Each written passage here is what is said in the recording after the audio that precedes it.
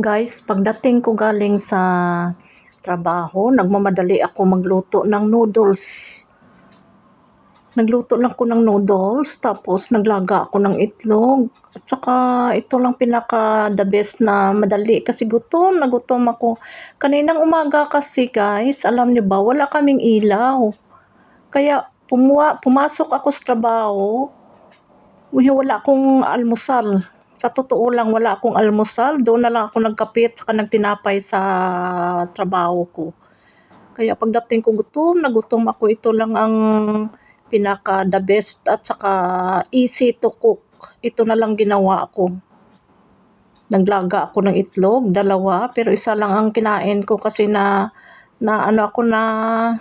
anong tawag to, pag 2 ang kakainin ko, kaya isa na lang kinain ko, tsaka itong 2 piraso na noodles kinain ko. Kahit mainit pa, nagmamadali ako dahil gutom na gutom ako sa totoo lang, at saka kumuha ako ng isang basong juice sa refrigerator. At saka kanina bago ako umakyat dito sa bahay, dumaan ako guys sa may tindahan sa baba ng building namin, at saka bumili ako ng prutas. Bumili ako ng orange at saka ilang piraso na saging para may kakainin ako. Sa totoo lang, gutom na gutom ako. Wala talaga ako kain ba. Biskwit lang at saka kape kanina ininom ko.